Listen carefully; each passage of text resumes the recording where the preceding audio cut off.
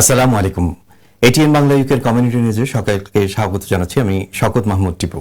প্রথমেই থাকছে সংবাদ শিরোনাম। যুক্তরাজ্যের জাতীয় নির্বাচনের উত্তাপ বাঙালি অধ্যুষিত পূর্ব লন্ডনে। প্রচার প্রচারণায় ব্যস্ত সময় পার করছেন স্থানীয় এমপি প্রার্থীরা। মানি ট্রান্সফার কোম্পানি স্মল ওয়ার্ল্ডের কার্যক্রম স্থগিতে বিপাকে অনেক প্রবাসী। অর্ধ কোটি টাকা আটকে যাওয়া এজেন্টের সংবাদ সম্মেলন। লন্ডন ও ম্যানচেস্টারে ভোটার রেজিস্ট্রেশন ও স্মার্ট এনআইডি কার্ড বিতরণের কার্যক্রম শুরু। অপেক্ষায় রয়েছেন বার্মিংহামবাসী।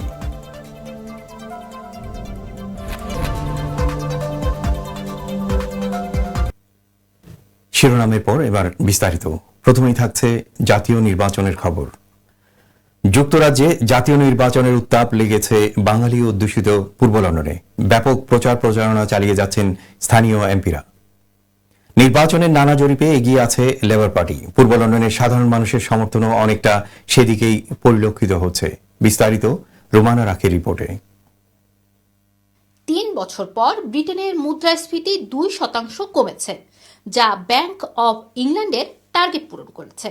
অর্থনীতির এই উত্থানকে নিজের সাফল্য হিসেবে দেখিয়ে নতুন করে প্রচারণায় নেমেছেন কনজারভেটিভ দলের প্রধান ঋষি Sunak. But economic stability is now returning. Inflation back to normal. Real wages been rising for almost a year now, and the economy growing healthily again.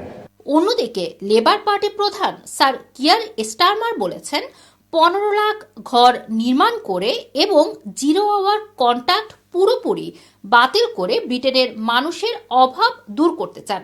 Your public services because of a mess made by banks when they failed to invest in clean British energy, so we were exposed when Putin invaded Ukraine.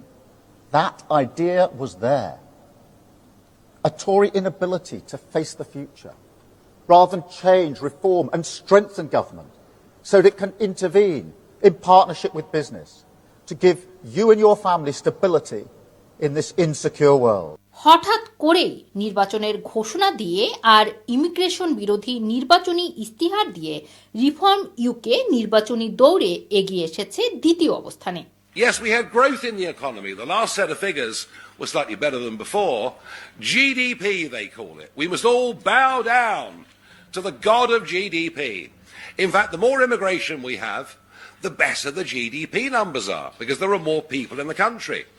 পূর্ব লন্ডনের সাধারণ ভোটারদের ধারণা labour party ক্ষমতায় আসলে ব্রিটেনের ভবিষ্যতের জন্য ভালো হবে।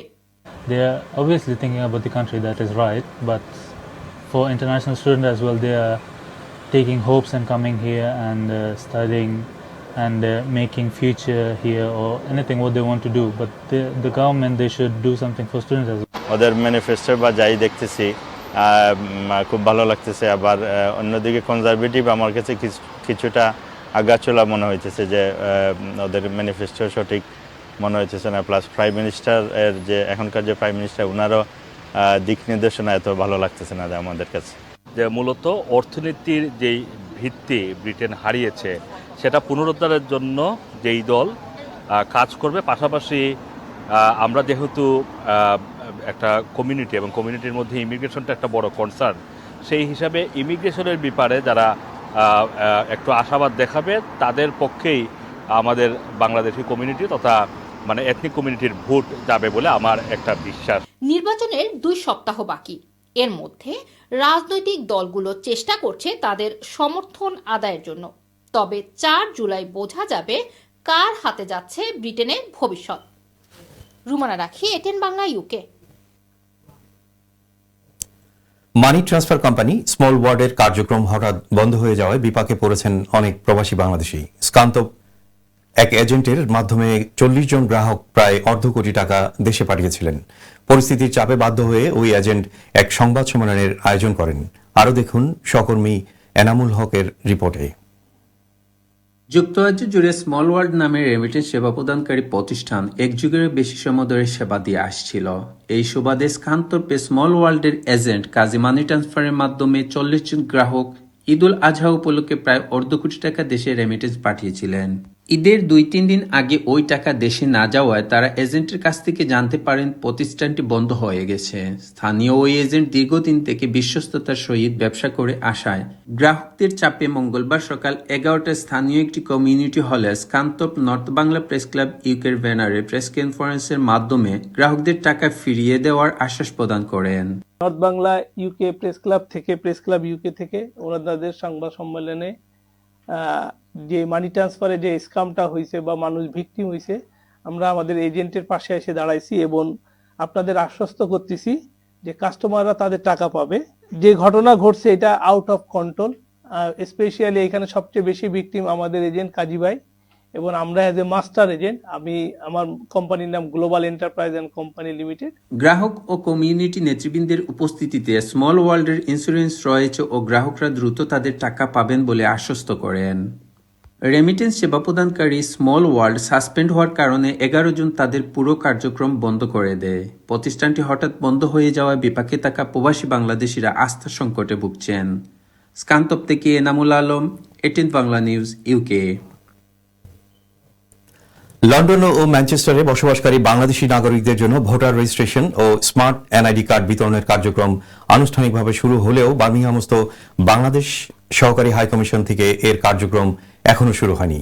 আগামী 6 মাসের মধ্যে কার্যক্রম চালুর আশ্বাস দিলেন বাংলাদেশের নির্বাচন কমিশনার মোহাম্মদ আলমগীর।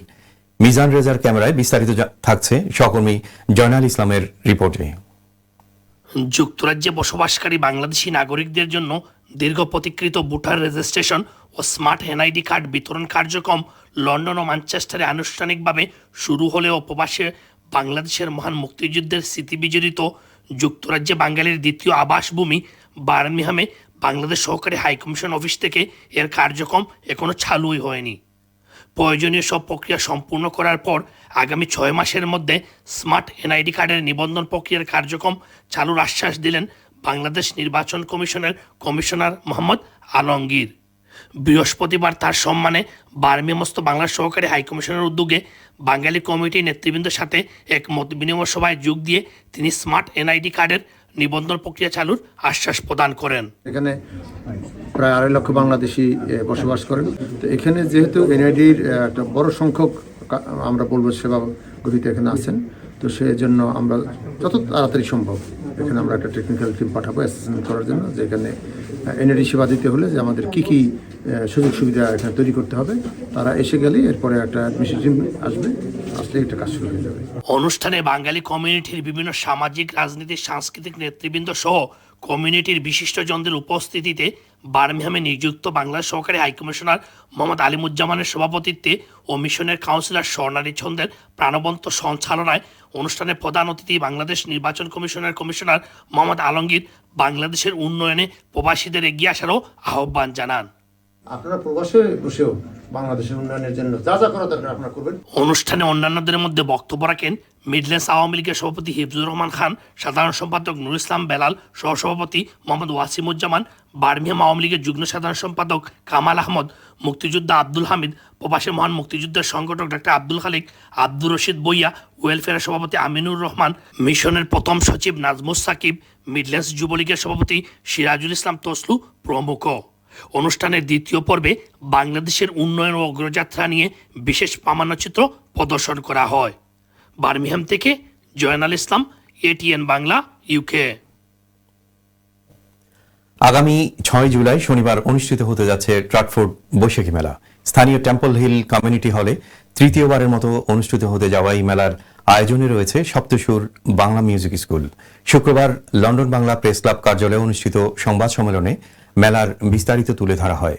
কনফারেন্সের শুরুতে স্বাগত বক্তব্য রাখেন লন্ডন বাংলা প্রেস ক্লাবের সাধারণ সম্পাদক তাইসির মাহমুদ। উৎসব কমিটির পক্ষ থেকে লিখিত বক্তব্য পাঠ করেন সপ্তসুর মিউজিক স্কুলের প্রতিষ্ঠাতা সাংবাদিক রুপি আমিন। এতে জানানো হয় ট্রাটফোর্ড বৈশাখী উৎসবে বাঙালি সংস্কৃতির ঐতিহ্য পরবর্তী প্রজন্মের কাছে তুলে ধরতে এই উৎসবের আয়োজন। এই উৎসবে থাকবে বৈশাখী র্যালি, ফ্যাশন শো, চিত্রাঙ্কন প্রতিযোগিতা এবং বিলেতের জনপ্রিয় সঙ্গীত শিল্পীদের পরিবেশনায় সঙ্গীত ও নৃত্য। ট্রাটফোর্ড বৈশাখী উৎসব কমিটির পক্ষ থেকে সাংবাদিকদের বিভিন্ন প্রশ্নের উত্তর দেন কাজী আরিফ, নবীর জামান এবং রফিকুল ইসলাম এমদাদ।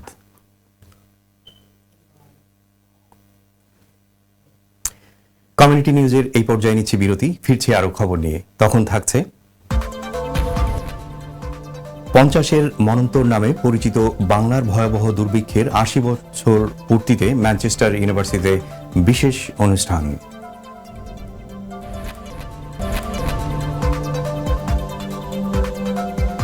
বিরতির পর আবারও স্বাগত জানাচ্ছি এটিএন বাংলা ইউকের কমিউনিটি নিউজে। সাথে আছি আমি শওকত মাহমুদ টিপু।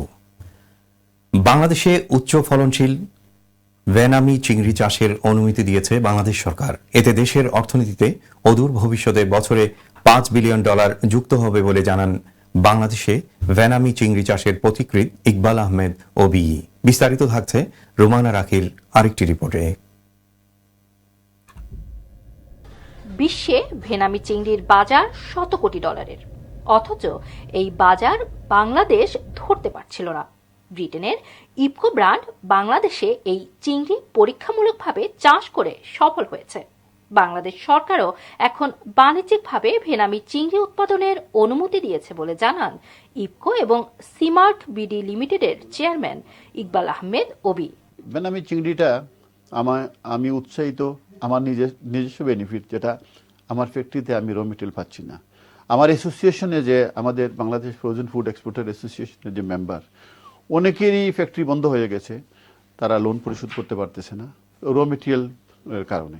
তো আই টুক দ্য ইনিশিয়েটিভ, যেহেতু আমার অ্যাক্সেস আছে পৃথিবীর সব জায়গায়, আমি বিভিন্ন দেশ থেকে চিংড়ি মাছ কিনি, ভেনামি চিংড়ি মাছ কিনি, সুতরাং আমি এই অভিজ্ঞতাটা অর্জন করছি ভিয়েতনাম থেকে, ইন্ডিয়া থেকে, একুয়াডোর থেকে, এবং তারপরে থাইল্যান্ডে গিয়ে আমি সিপির সাথে যখন কথা বলি যে আমি এটা ইন্ট্রোডিউস করতে চাই, তখন সরকারের কাছে আমি বিভিন্ন ধরনের প্রেজেন্টেশন দিই এবং তাতে ফার্স্ট পারমিশন আমি পেয়ে আমি এটা পাইলট প্রজেক্ট হিসেবে করেছি এবং I have been very successful.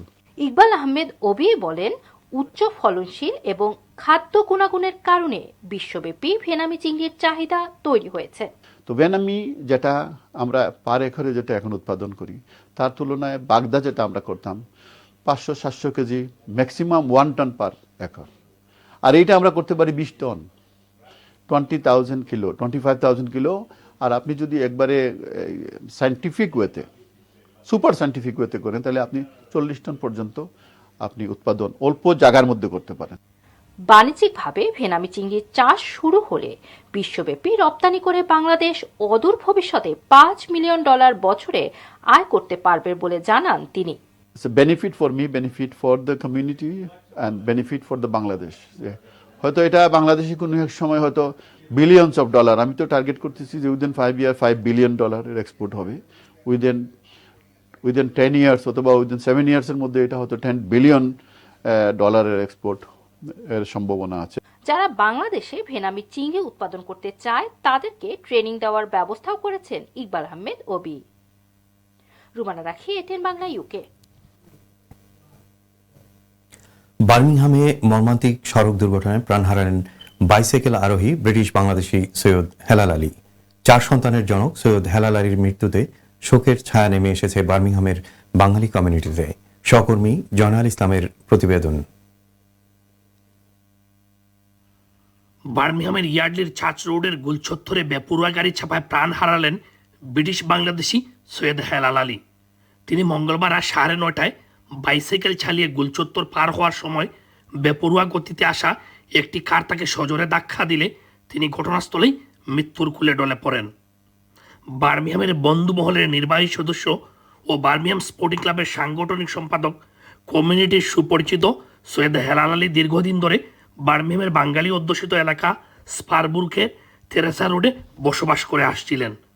4 সন্তানের জনক সৈয়দ হেলাল আলী মর্মান্তিক সড়ক দুর্ঘটনায় নিহত হওয়ায় বাংলাদেশি কমিউনিটিতে নেমে এসেছে সুখের ছায়া। তার মৃত্যুতে তার স্বজনরাও ছিলেন বাকরুদ্ধ।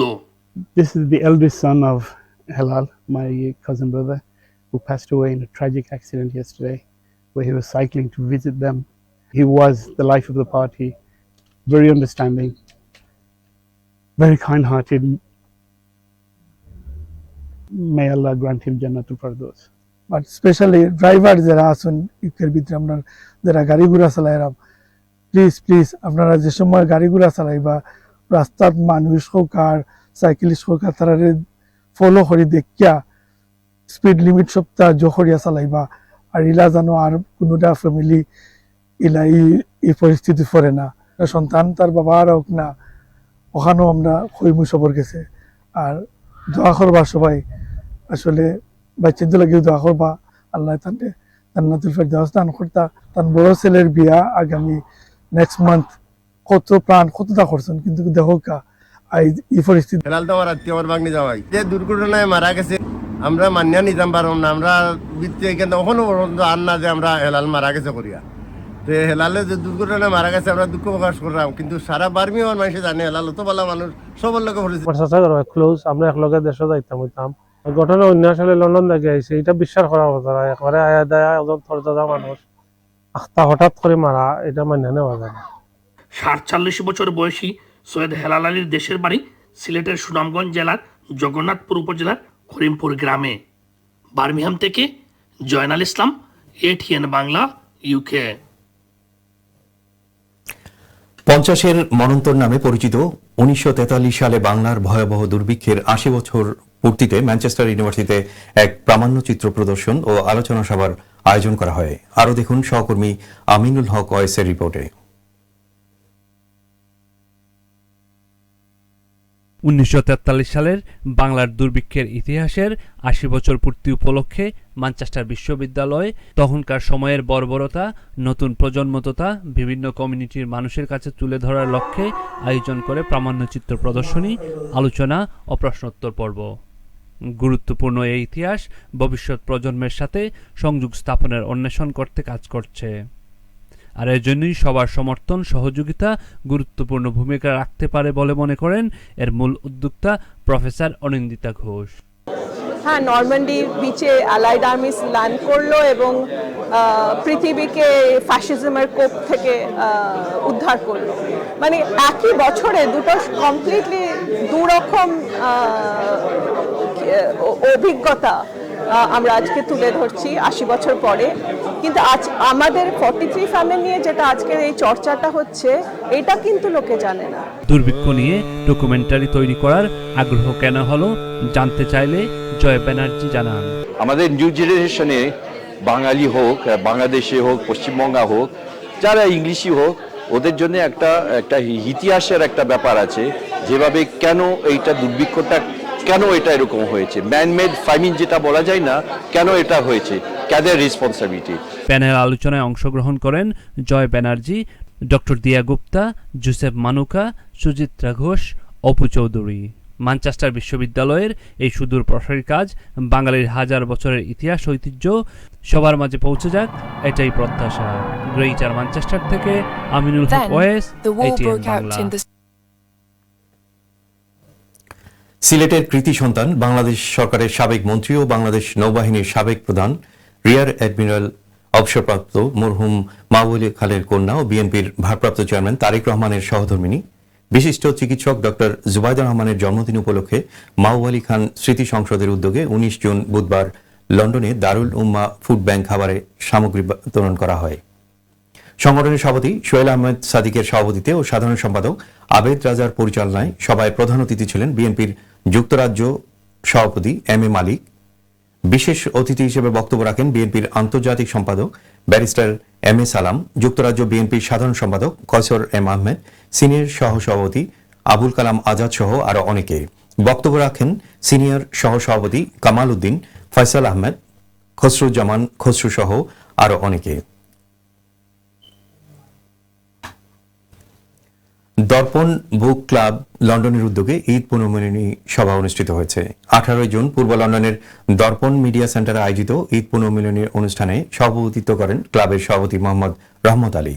জেনারেল সেক্রেটারি সলিসিটর মোহাম্মদ ইয়াউরউদ্দিনের সঞ্চালনায় অনুষ্ঠানে প্রধান অতিথি হিসেবে বক্তব্য রাখেন কারলাইন কাউন্সিলের মেয়র আব্দুল হারিদ। বিশেষ অতিথি ছিলেন বর্ণবাদ বিরোধী আন্দোলনের নেতা আব্দুল মুকিদ। বক্তব্য রাখেন সংগঠনের সহসভাপতি কবি আসমা মতিন, সহ সাধারণ সম্পাদক মোহাম্মদ আব্দুল হাই, হাফিজ মোহাম্মদ জিলু খান, দিলু চৌধুরী, অ্যাডভোকেট আমিরুল ইসলাম, মোহাম্মদ আব্দুস সাত্তার সহ আরো অনেকে। এই অনুষ্ঠানের প্রধান অতিথি আব্দুল হারিদ ও বিশেষ অতিথি ক্লাবের উন্নয়নে তাদের সার্বিক সহযোগিতার আশ্বাস প্রদান করেন। এই ছিল আমাদের কমিউনিটি নিউজের আয়োজন। যাবার আগে শিরোনাম আরেকবার। যুক্তরাজ্যের জাতীয় নির্বাচনের উত্তাপ বাঙালি অধ্যুষিত পূর্ব লন্ডনে। প্রচার প্রচারণায় ব্যস্ত সময় পার করছেন স্থানীয় এমপি প্রার্থীরা। মানি ট্রান্সফার কোম্পানি স্মল ওয়ার্ল্ডের কার্যক্রম স্থগিতে বিপাকে অনেক প্রবাসী। অর্ধকোটি টাকা আটকে যাওয়া এজেন্টের সংবাদ সম্মেলন। লন্ডন ও ম্যানচেস্টারে ভোটার রেজিস্ট্রেশন ও স্মার্ট এনআইডি কার্ড বিতরণের কার্যক্রম শুরু। অপেক্ষায় রয়েছেন বার্মিংহামবাসী।